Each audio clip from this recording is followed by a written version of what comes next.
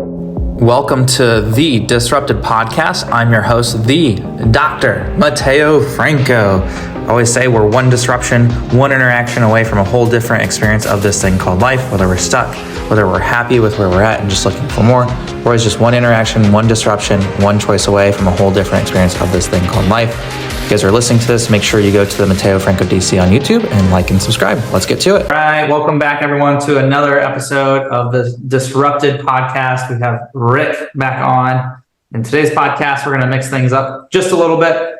We're going to dive into one of the things that Rick and I, as we're figuring out this podcast too, one of the things that we've always done really well since we've started our calls, kind of build on our relationship, is we've always sent kind of back and forth reels, podcasts, and we're going to share one of our favorites today and kind of discuss around it. One of our favorites to just listen to and share from, his name is Hormozi, and we're going to go ahead and take a listen to what Hormozi says in this specific reel, and then we will share our viewpoints on it following that. Get harder. Like, this is the hardest part.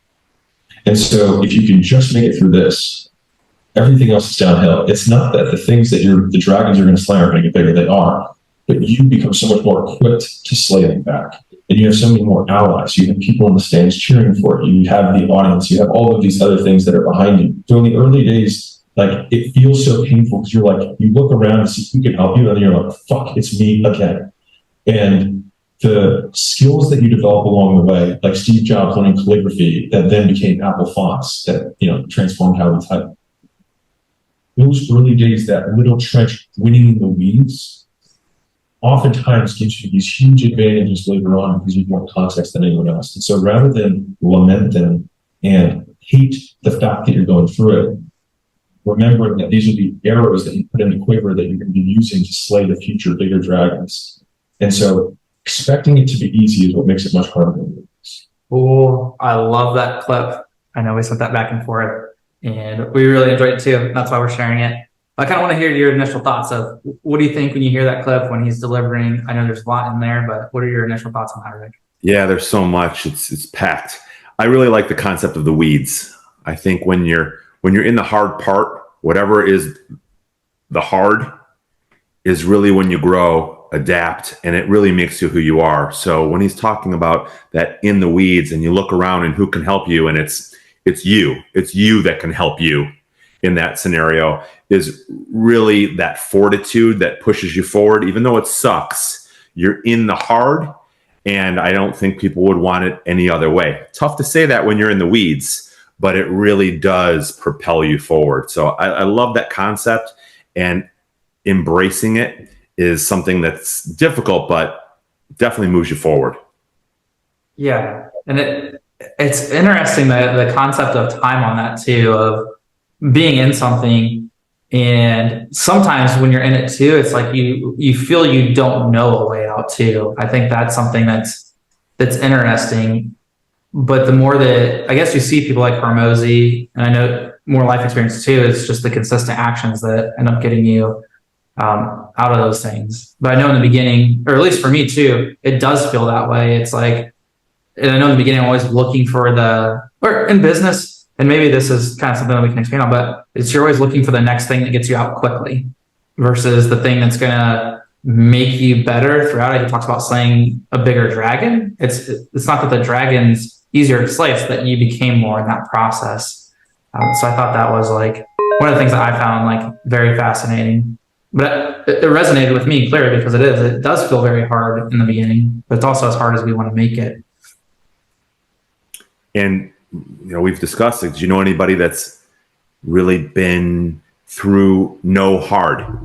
Maybe they were a trust fund person, rich parents, whatever it might be, and they haven't had any resistance or any weeds, as he says. And these are the people that are oftentimes the most depressed, unhappy, no perspective, and they're not in a good place as a result of having no hard. Right. No, I do think that is interesting. I haven't met that person yet, but I know through like Instagram stuff, it does feel that some people are that way, and they had to do maybe something right, or maybe be born in the right family or whatever. But that was kind of, I know we discussed this a little bit earlier too, is like one of the things is like if you don't have hard, like, is that really, if there's no resistance, it's like exercise. If there's no resistance, you're not going to get any gains. Is it really worth living? Is it really a life worthwhile? But I love how you brought that up. If there was no hard, do you feel too that like as life goes on, do you feel that it is easier in those things? Is it because you have more support around you, or is it because of that you became more? Yeah, I don't know that it's at all easier. Arguably, it's harder. The challenges become greater. You're just better at identifying them, recognizing them. You've been through some hard before, lots of different things. And so you have some prior experience with hard that allows you to kind of graduate up to even harder hard. So I don't think it gets easier. You just have been through it before, and it helps. Kind of have the context that you know that like, hey, like we'll get through this. Like these things are meant to pass or come to pass, so to speak. Exactly. Yeah. And then you look back on all your hard, and you think that was what I thought was like a level 10 hard was really only like a 2 or a 3, because after that hard, this other hard happened and made that first hard wasn't so bad compared to the second hard. And so you look back on those different things and like, wow, I was really upset about that first thing, but then this other thing, the next thing happened, and that was way harder. And so you just have this resilience to be able to withstand more and cope and get through. Yeah, that's good. And we talked about this a little bit too, speaking of kind of having like the different hards or the perspective of hard, right? And it's however we want to define it, right? I always say like, yeah, I feel some work days are hard, but maybe not compared to like Elon Musk or whoever you want to say that has the Gary V, whoever has the more, so to speak. But I think it's interesting and hard, and we were sharing a little bit about it before, but I was talking about how last year was one of the hardest financial years for us because we were reshifting where we were building towards, and we had the 180, so to speak, out of that. There's also, during those hard times, if we can pause, understand that it's okay for it to be hard, challenging, not easy. That's where the rewards are as we develop those skills or muscles. But also there's a lot of benefit maybe on the contrasting side. I talked a little bit about where the focus is. Our focus is on, for example, in this example, is the finances of profits, the revenue. It's not there. But also during that season, it was one of the most fruitful relational seasons of my life. And then also I learned so many new skills of automations, networking, finding the people that really value what we do, how to communicate that message. I learned about YouTube. We started a podcast towards the end of last year too. I learned about affiliate marketing, all these things I would not have learned if it wasn't for that quote unquote hard. But I think it's interesting the contrast that you can have in those seasons. And I know maybe if you want to share on these things too, I know we shared a little bit on earlier podcast, but you've seen a little bit of both sides. And I know there's different contexts to each with some of the relationships, some of the losses that you've had. And then you also have seen kind of both ends of the spectrum on the financial or the profit margin side. I guess my question would be like with those, and I know there's seasons of it, and each of those are hard, but how does that help? I guess, how does the hard help shape your values? I guess that's the question I'm getting at. Or what really is most valuable or things that you would say is hard? It's not hard to have to pay for something versus losing someone or a relationship or something like that. I think it's just all about perspective. You know, once you've been through a few different hard, you're able to, I don't know that it matters that one is more than the other. Who cares? This was a 5, this was a 7. Okay. But once you've been through some of that, it definitely gives you some scale on other things that you've been through worse. People say that. I've been through worse. And like to your point, Doc, like losing my brother to cancer, he was only 42, was just unexplainable awful. About a 5 to 6 year battle with cancer. And I hear about someone who lost a grandparent. I'm like, oh, that's really too bad. I feel for you. But it's not that that's not a big thing for them. They lost a grandparent. I know, and I can relate, where like I've been through worse. And so I think with that, with a very obvious example like death, that you will lose people close to you, Right. and you will lose people not as close to you. And with something really obvious like this, where that was way harder and impacts you more, and you were closer with that person, but then you'll lose another person that you weren't as close with at some point, and it will immediately bring back how awful you felt about the other loss. Loss is just a really, unfortunately, easy example here that fits, that you've been through some really terrible, horrible things, and there's nothing you can do about it. It's a helpless feeling, all of that. But then something else comes along, and well, I've been through worse. Not that that's not bad. The other one was worse. So I think you get scale, Right. you know, and with more of a business and earning and money perspective, I think when we've all been through some hard, making rent, low in our bank account, all that kind of thing, to have been through some of that is helpful when we're often just looking up with social media. Best car, best trip, best body, best whatever it is. And then remembering where you came from, whether it be you weren't in as good a shape, or you were really low, you're down to your last few dollars to buy lunch. And now you're looking at Instagram at a Mercedes and you think, oh, darn, I can't get that. Hey, you're not scrounging for rent. Your credit score is better, or your savings is better, and your cash flow is better. Remembering where you came from out of those weeds is really helpful too. So it's just got to be the perspective, having been through something else. Yeah, I love that. I think that's one of the things I said very early on, is always the goal of every day is to win the battle of perspective. Can be however you want to look at it, the energy that you put on it. There's lots of different like examples that we can use on that. But I think that was really good as far as like the loss and those things too. And each person's feels different, but it doesn't really matter at the end of the day. I always say that someone's always has it like worse than us. Is that the game that we're playing? Is we've got to be the person that just has it the worst or the hardest, right? Does that have to be us? And if the answer is yes, then you'll probably be what was the quote that we said before? Yeah, we didn't come this far to only come this far. You'll probably be stuck at that level, right? If you've just got to be the person that's your identity, that's what it's wrapped in. You have to be the person that's just had it the worst. It's always the hardest for. Probably going to be where you're going to stay for a while, right? But if we can learn to, and what I heard with the weeds, and if we had no hard, right, there would be no development. Or yeah, I think I said that right. With the hard, we get the development. With the obstacles, we get the development. Just like going to the gym, the resistance training, all those things. But I think that's what's cool too. The other thing I heard from you was with those hardships or the struggles, or however we want to turn them. And I think that's what's so unique about you, is having the loss with your brother, having some of the other things from the business side that you've had different losses, different seasons, is that's also what makes you relatable to so many different people. Yeah, on the financial side, if you'd like me to speak to that, I got hit in the real estate collapse of 2008-9. And long story short, some of these mortgages, went to foreclosure, of course, and even a second mortgage, and they levied my bank account.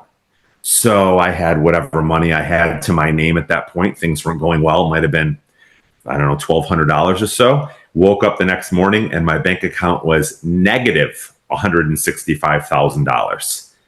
And that was just debit card, pay for gas, get some groceries, go buy some lunch, just getting by and it was just, of course, that money was gone. And I was negative because they had gotten a bank levy on me. So I have that perspective. And when I look at, let's just say, social media, or look at some car that I like, or look at whatever it might be, they're like, oh, that's really nice. That trip, that hotel, that whatever it is. Having that perspective of coming from a place where it was much worse definitely helps ground me in a good way of, okay, it's a lot better than it was. That really helps. Yeah, it's I have a question off that, but I know that's why you're going to help so many people, because it's when you're in it again in those weeds, you may feel that there's not. I'll speak for what I know. You may feel that there's not a way out when those things happen. So when that happened to you, what was the initial feeling, and then how was, like, as far as from the energy standpoint, what was like the focus, or what was the thing? Like, I know there's lots of things that eventually to dig out of the hole you have to do, but what's the feeling of right when it happens? And then if it's quote unquote a negative feeling or something like that, then what's the shift in focus that helped you not be there? Yeah, the shift in focus really hits the nail on the head. And the thing that I constantly thought to myself many different times in life, but at this particular time that we're discussing, is this is not how my story ends. I do not remain a bankrupt loser for the rest of my life. And I just knew, I just knew, and I was right, and I knew. I wish I could go back and talk to me, or the old me could have talked to the now me. I don't want to get off on that too much, but I knew that this is not how my story ends. That hardworking, smart people do push through, and I knew that I would. I knew it, and I did. So this is not how my story ends. So this is temporary. It sucks, but it is not how my story ends. So let's go. And it wasn't like Rocky, let's go. Like, it was bad. It hurt. I wasn't looking forward to weekends. Weekends for what? I'm broke. I need to make money. I need to come back. I need to start a business. I need to do something. But I knew it wasn't going to be forever. And I felt like it's cliche, but very North Star of, this is not how my story ends. I will pull out of this. A friend lent me money at that time. And he said, you're better than this. I know. You'll get back on your feet. Here's 20 grand.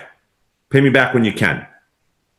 And that confidence in me, I think, helped also. His confidence in me and lending a very broke guy money that I couldn't even pay back then. Like, well, he believes in me. I did too. But that was an extra boost that I'll always appreciate. Mm-hmm. There's a lot that you said there. I know that's the clips. That's going to be great from here. We can never underestimate the power of saying that you believe in someone, like genuinely believe in someone, and then backing that up. The power that confidence that instills in someone, especially like younger kids. I would say all people, but especially more so the youth. You cannot underestimate the power of just belief. Like, no, hey, I genuinely believe in you.